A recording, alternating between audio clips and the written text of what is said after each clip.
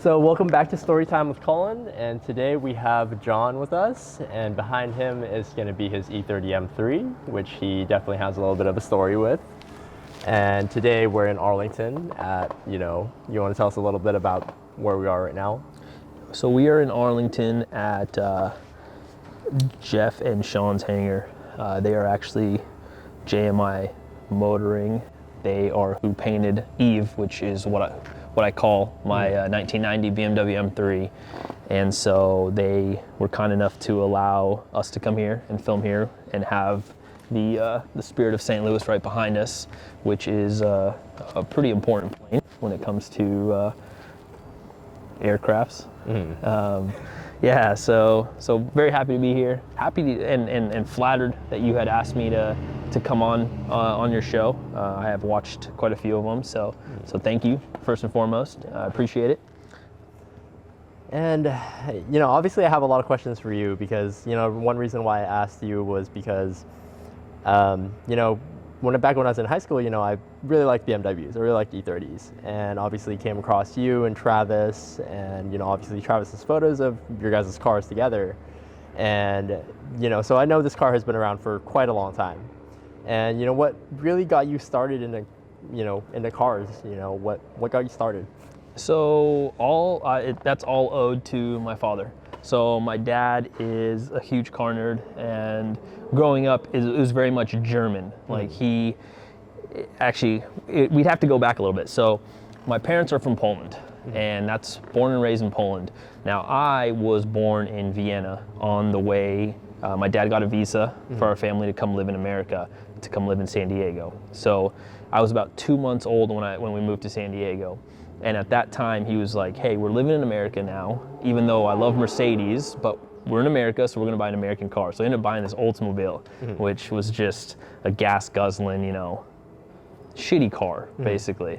And after that car, he was very much back into German cars. We always had something. He'd buy like an old Mercedes that had some kind of damage to it, and he'd fix it up. So he was always tinkering, and that's I was around that. So as I think a lot of people can relate, Hot Wheels were huge, or like the 1/18 scale cars, and that's really what kept my passion going. And then from there, obviously, when I had dreamed of getting like an old 60s Bug and doing the very Southern California style, slammed on the ground, possibly a Porsche motor or something. And that was kind of the goal. And then I started frequenting forums a lot. So like at the time, it was dtmpower.net that I was on all the time. And it was very much heavy on the E36.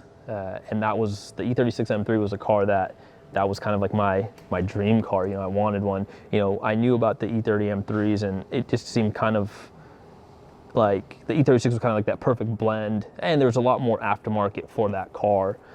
So following like Dotto from Mischief, those guys, they're doing the Gumball Rally in an E36 when everybody else was doing it in exotics. Like there was just something cool about that. It was like a very attainable dream car. My parents ended up moving up to Washington in 2005, and at that time I was 15, 16. I was about to turn 16. So we had moved up here, and I was looking for E36 M3s, and this one actually popped up in the Bay Area. And at that time, like we're not talking about market right now. I mean, these cars were a fraction of the cost. So you're able to get them for 10, 15 grand, and that was a good solid base to start off with. So when I got this car, it was on mostly stock, tan interior, paint was fading poorly. It had a very poor repaint at one point, 18-inch wheels with the TJ tint, like the purplish tint, and all this stuff, but it was mine, Yeah. And that's really, people always say like you hear it's kind of cliche, but the car changed my life. It's something that I was set on the BMW community from a young kid before I was even driving. And then I got this car and I started going out to events to at that time, DTM kind of died off, the forum died, and it was Bimmer forums. And so I was on Bimmer forums in the regional section trying to meet up with guys. Like there's, Dick's Drive-In on Tuesdays. There would be a meet with just BMWs that would meet up. And then I was throwing this meet for a few times at the Mukilteo Beach. We'd do like this bonfire meet just to meet more people and get the community together and share our passion. And so it kind of just snowballed. Like I was chipping away, I was going to school, if you don't have money to throw out your car, you can't do it the way you want to. So I had this vision of this car that I wanted to build, but I didn't have the money or the income to do that. And so, which ties into the whole slow progress thing, that's my Instagram handle. It was because it was never a rushed project, or it never had to be done in a certain way. It was like, I was gonna do this, and it was a long term. Like this car isn't something that I ever plan on selling. And so to me, it's like, sure, if I had a ton of money, I'd build it first few years, and who knows, maybe at that time I would have got bored, because you have that instant gratification. Whereas for me, it's like every little thing took time, because parts are expensive, and there's other stuff that's more important than cars, but to answer your question, going back to my father is definitely why I'm sitting here right now, and I have this car, and that passion has continued is because of him. Like, and for us now, we look at it and we could kind of get into putting together cars for recognition or something like that. And it's like, you look at my dad and he puts his cars together and it's all for himself, and that's kind of the way, like I've been with my 1966 Mercedes. That was a car, he had a 66 in San Diego that he built, and he ended up selling it before we moved up here to Seattle. And I ended up about, I'd say 4 or 5 years after we moved up here, I started thinking about that car again. And I was like, man, it'd be cool to have one. And kind of, growing up in Southern California, you see a lot of lowriders, and like, I was never attached to American cars, but I love the lowrider scene. And so I was like, well, what if I just made this Benz and made it, as low as I could, and just cruise with it, and it'd be a cruiser, similar to how somebody would cruise in an Impala, when it doesn't have to go fast, it's just low and just a cool car. And so it took me about 2 years, and I acquired that car. But the big reason why I got that car is because my dad had one, and that was that sentimental, value. Yeah. And so, I mean, obviously, you have a lot of people would view them as old cars. Yeah. Oh, yeah. And, nowadays everyone's all about, if you're a car guy, you're going to have a Huracan or something, something like exotic, that's their idea of being a car guy. But, a lot of people are doing it really for, like you said, recognition and for fame. But, you've garnered a good social media following for your car, and for you and your style. What do you really think about that? Like, what is this social media thing? What is it to you? Well, that's actually very interesting, because so to me, literally Instagram was kind of taking the forums, and that's where you're able to kind of connect with more people. And now it's like, people are getting paid off of Instagram and getting famous because of their, because whatever they're posting. But realistically for me, it was a way to connect to other car people, and it happened. I mean, I have other, car friends from all across the world, not just in Washington State anymore, other E30 M3 guys from Europe or the East Coast, and people that, I've had the pleasure of actually meeting in person. Like one of a good friend of mine now is Joe, which is E30. He drove his E30 M3 from Chicago for the Leavenworth drive here, which he's done that 2 years in a row, and he's done the E30 picnic. And the E30 picnic, for those that aren't aware, it's the biggest gathering of E30s in North America, and it happens here in Washington in Spanaway, at the Lee May, schoolhouse. And so he's done that drive, and we became friends digitally. But then he showed up, at my house, and there was no awkwardness. It was like, this is my friend, and it's like this beautiful thing, and it happened because of a car. And to me, that's what Instagram has always been. It's a way, it's also a resource, to find parts or different things like that. But that's what it's always been. I never thought about it as, oh, like, we need to do this kind of content because it's going to get you views or money. Like, I haven't profited off of Instagram or anything like that. The only profits that I have are relationships that I've built with people. And to me, that's what's important.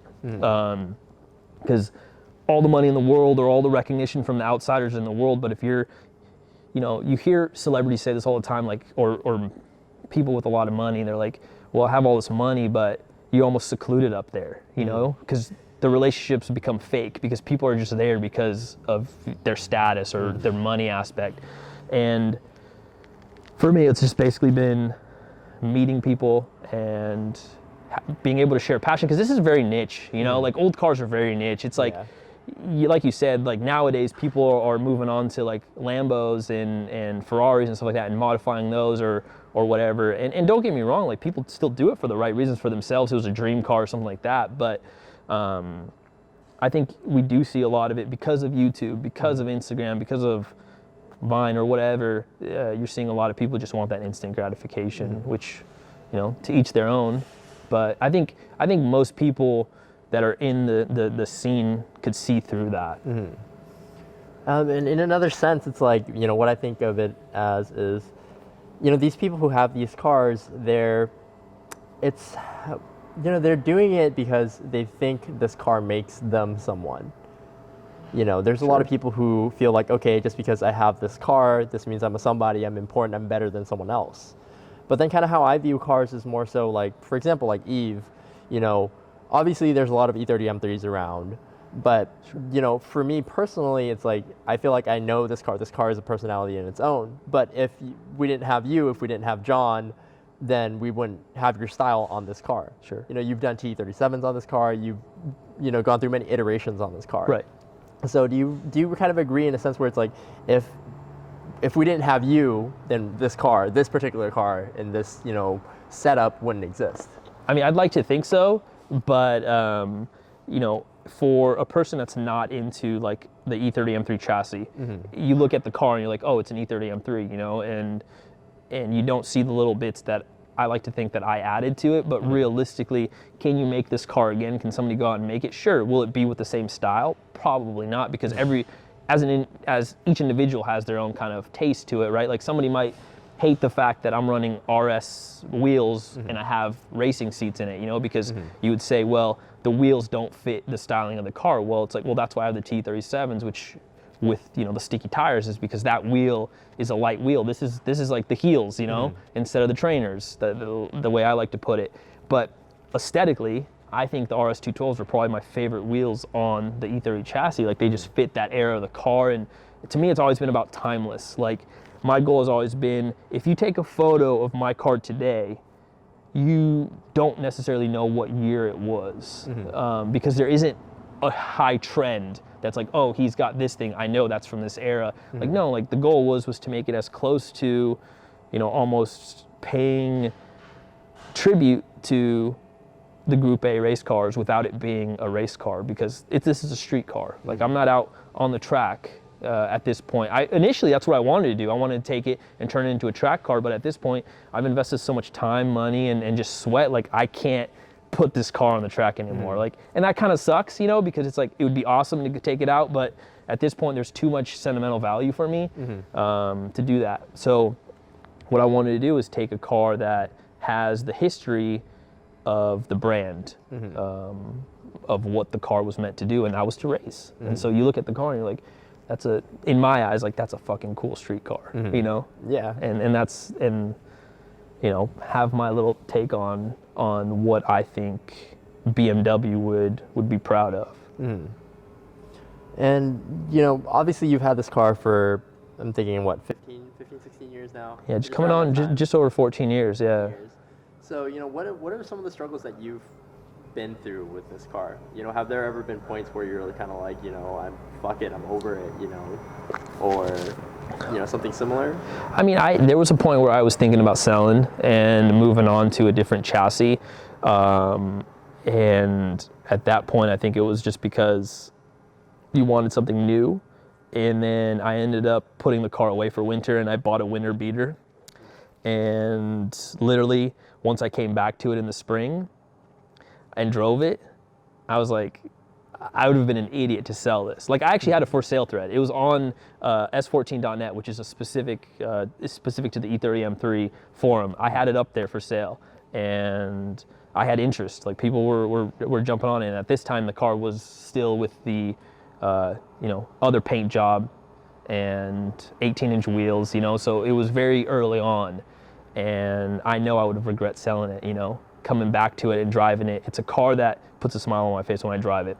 And it was even before the time when I was totally, like right now I look at it and I'm proud, you know, but this was when the paint was fading and it still had the tan leather interior, which I'm not a big fan of tan interiors. So that's why the whole interior is black now. I just prefer that look. I think it's cleaner. But driving this car, you know, and I'm privileged to be able to drive a lot of cars, a lot of special cars. But for some reason, there's something that I have with this car that's connected to me, and it makes me happy, man. Like I can't explain it. Like I can't explain it without sounding cliche or just silly. Like it's something that I'm proud to be in the car. I enjoy it. It's something that fills a void that I think no other car can for me.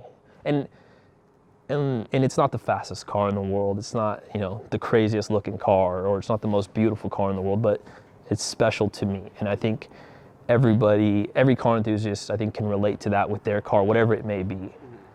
I would hope, at least. Well, I mean, talking about you being able to drive special, you know, a lot of special cars, you know, I'm the same way. And I feel the exact same way that you do, you know, with my S2000. It's like every day I'm driving, you know, supercars or whatever for work purposes, but when I get in my S2000 and I'm driving it, I feel happy. So I know exactly what you're saying. Yeah. And I feel like we're kind of different, where it's like we can show up in a certain place and someone can be driving a supercar. A lot of people would be, you know, eyeballing it and be like, oh, you know, that's a dope car, you know, that's a Lamborghini, how much does it cost, this and that, you know, and a sense of envy. But I feel like we're happy with what we have. We know what makes us happy. Yeah. Like even if we were having, you know, even if we had a Lamborghini or something, but we didn't have the cars that we have now, I think there would be a void.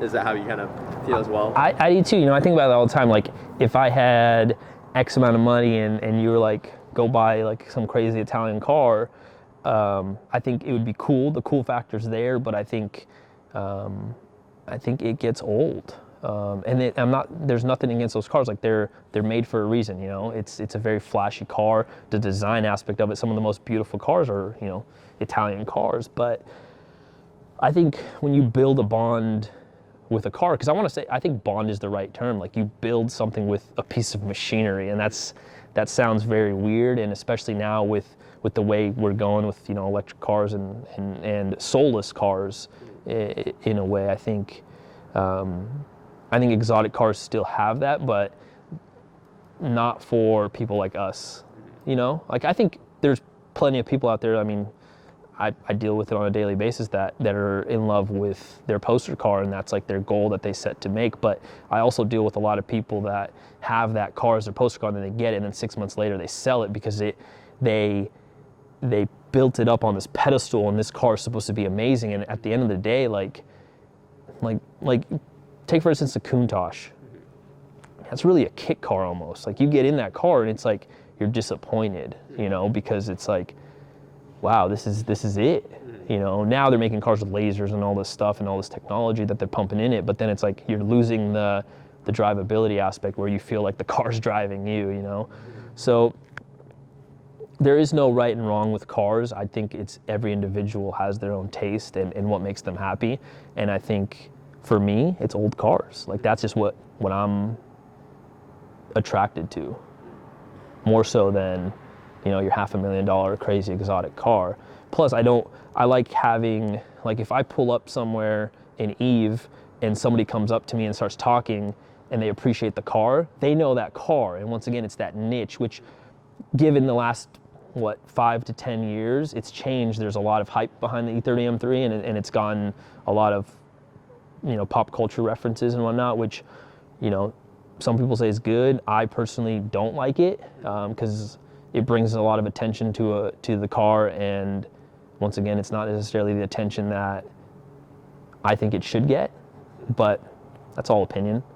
One thing I'd like to mention, I think, and we had talked about this a few weeks ago, is I like what you're doing because you're putting the faces in front of the cars, which with social media, like 95% of car guys are just posting their car.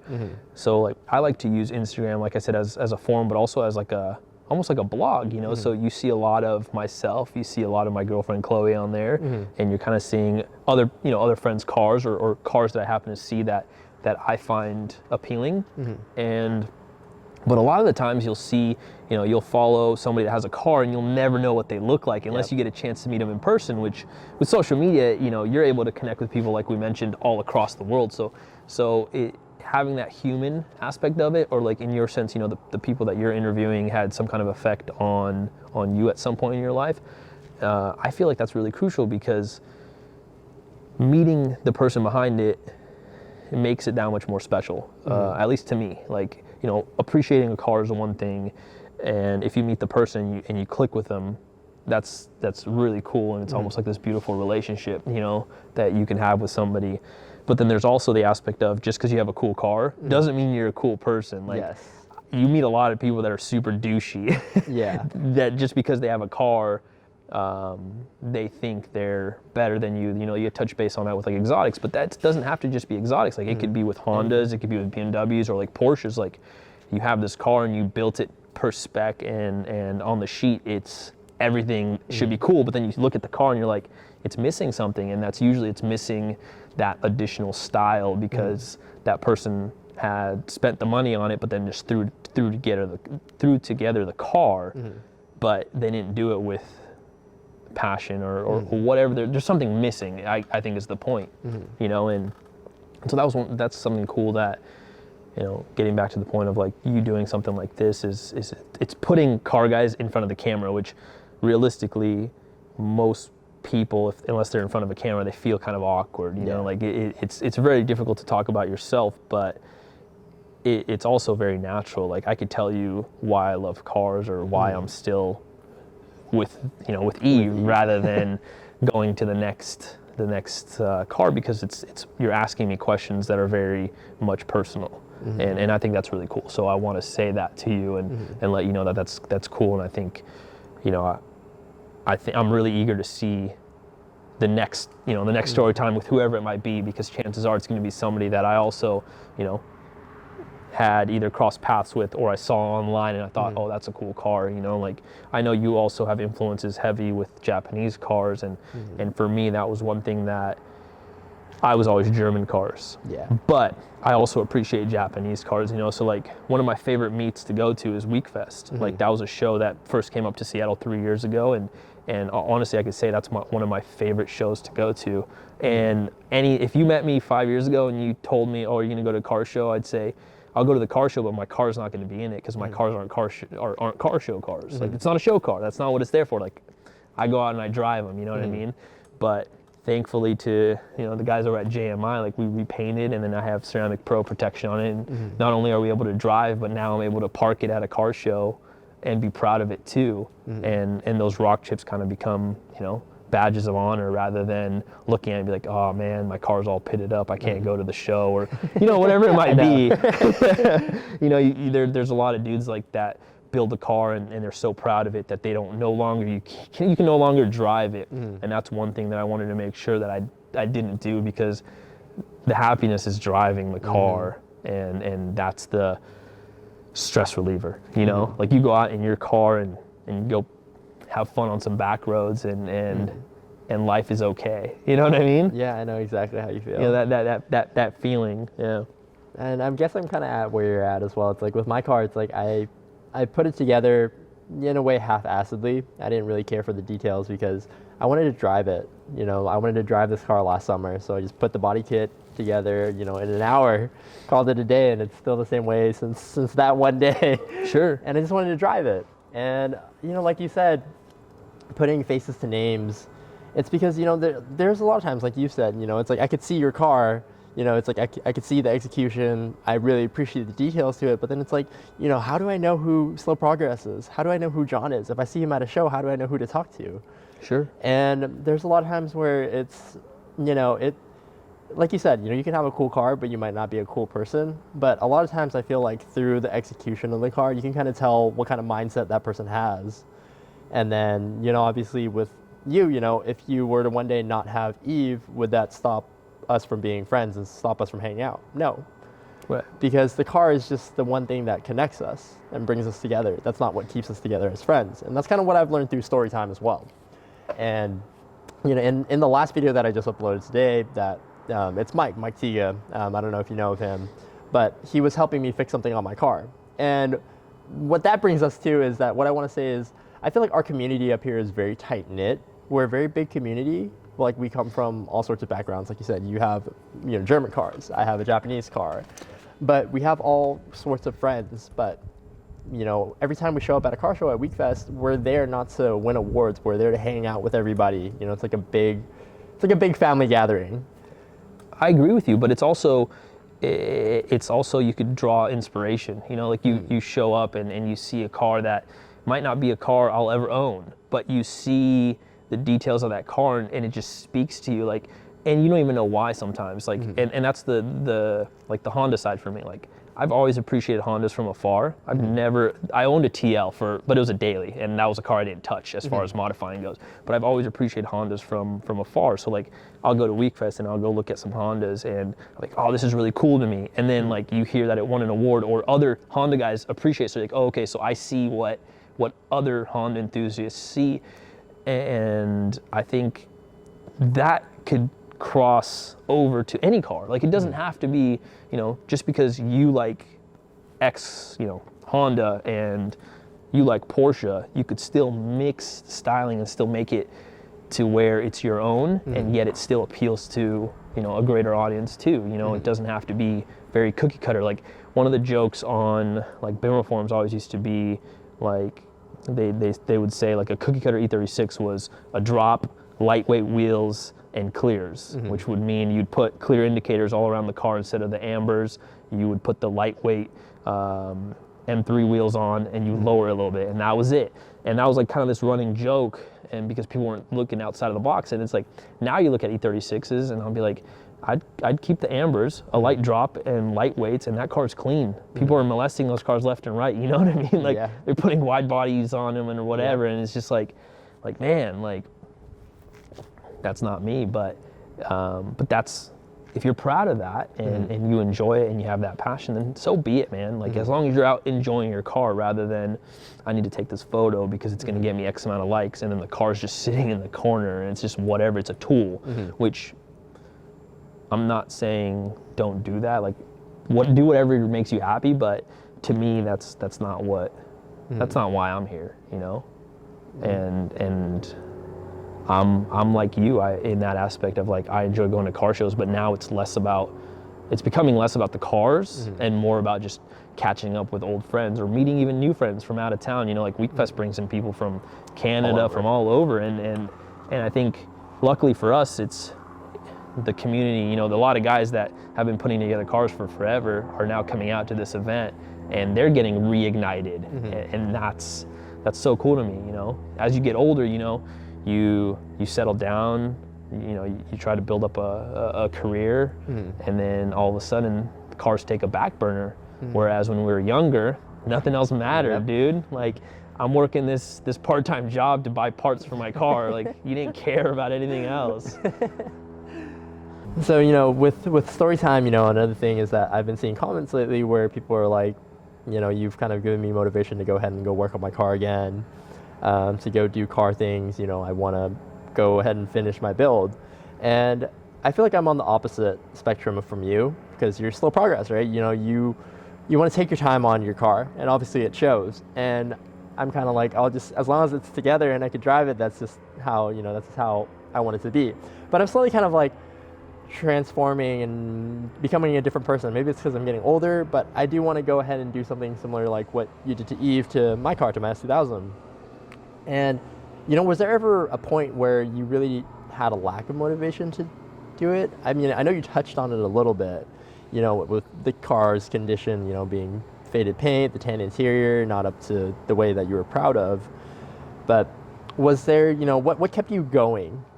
That's kind of the question. I think there was a time when, like, I have OCD, and I was like, you go out to the garage or whatever, and you pull out your car and the sun's beating on it, and you just see that faded paint, and And that bothered me so much that it just was like, it was so frustrating because it's like you want to paint it, but to do it right, it's going to cost all this money, you know? And I think that's something that I also want to touch base on. Like, slow progress is very much came from the aspect of like, I didn't have money to throw at this car the way I wanted to do it. Like, if you want to run the right parts, that all costs money. Like, some stuff has to come from other countries. Like, everything that I wanted happened to be expensive, you know? So it's like, so if you told me you have a year to do this, it's like, it wouldn't have happened. So it was slowly, it was a slow progression because it had to be.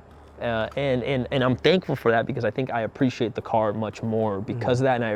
And that's why I think there's a lot more value sentimentally because of that. But there was that point where I was just like it seemed too far, you know, like it was out of reach almost to make it the way you wanted to make it. And you get so frustrated because you want it now. And I understand that instant gratification, like we all want instant gratification, but I think because I didn't have that, I think therefore that's why it's so much more meaningful to me. And I think, I mean, I've heard this from people before where they'll tell you, you know, I had to, you know, work for this, and then therefore it's so much better. Like it's almost the, you know, they say the journey rather than the destination. And that's why you said, I just wanted to drive my car. Well, for me, you know, like having the car down, like when JMI was painting the car, you know, I would come up here every Thursday to, you know, to sand, get the car ready for paint, because that was kind of what we decided, is like I wanted to be hands-on with it. Obviously I'm not going to be shooting the paint because I'm not skilled at that, but I wanted to be as much a part of it as I could be, as they, you know, if they were okay with that, of course, and they were. So it would be a project that we would do, and it was like, it took 6 months, you know, and like if you followed me I would post on the story, like the car would be in this phase, this phase, this phase, and I tried to like kind of share that with other people that, you know, they were also interested in that, which is cool, you know. You're sharing something that other people want to actually see, and it's very natural. So I think I can't really touch base on why I overcame that. I think it was just like one of those things where, you know, you modify the car, and, you know, I've been through a lot of different sets of wheels, and like, so you put on a set of wheels, and that's something that really can change the look of the car. Like a simple set of wheels will change the whole appearance of it. And I think maybe that was one of the things when I jumped down to 16-inch wheels from the big 18s that I didn't like, and seeing like, oh wow, like just this alone already putting the car on coilovers, like just something so simple as that added that, like, oh, okay, we're getting closer. And you're kind of just chipping away at it until you have something like the car's not done right now. Like I'll look back and I'm like, no, there's other things I want to do to it, but can I look back and be proud? I am, for sure, but there's still more. Like there's still more that I want to do, and I think that's what's going to keep me, hopefully, in the car forever, or for as long as I can. You know. Now that brings me to another question that I've always been wondering, because lately I've made a list of parts that I want to buy, how much money I'm going to need to quote unquote finish and be done with the car, and just nothing else that, you know, that I can potentially mod and just go ahead and drive it and enjoy it. And, you know, obviously, you know, let's touch on that lightly, you know, the bill was like about $40,000. But once we get there, it's like, you know, once you do all the things you want to do to Eve, you know, do you think you'll be bored at one point? Or is it like, will we still have that sentimental value where it's like, oh, we've spent so much time together with this car, we've grown up together with this car, that even if we kind of lost that interest in the car now, would we just leave it there and just have it, keep it in our possession? See, and it's very interesting to think about that, and that's a great question, and I don't think I could answer that fully. What I can tell you is that, you know, 14 years is a long time, and especially 14 years at the age that I was at. I mean, from 16 to 30, you know, there's a lot of growing in there. So I think if I made it through that chunk, which you're really trying to find yourself and your style, not just car-wise styling, but just you as a human being, you as a man, I don't think the next 15 is going to change my love for this car. And if it does, I'm going to be really disappointed in my older self. You know what I mean? So I would hope that I'll continue plugging away at it, and it'll continue to bring me that joy, even if other cars come up that I might want to put together, you know, and enjoy. I don't think I will have the same kind of bond that I do with this car, and a lot of that has to do with that age that I was at, you know, and being able to, you know, there's certain things that you did to the car back then that you're like, ugh, you know, you cringe at yourself, you know, and like, why would I do that? Like, I'll look back at older photos and I'm like, it's not that you regret it, but it's like, now if it was running that, to me, that'd be almost embarrassing. And to somebody else, to like an outsider that might not see it, it's like, what is he talking about? Like, that was so minute. Yeah. But to me, that would matter.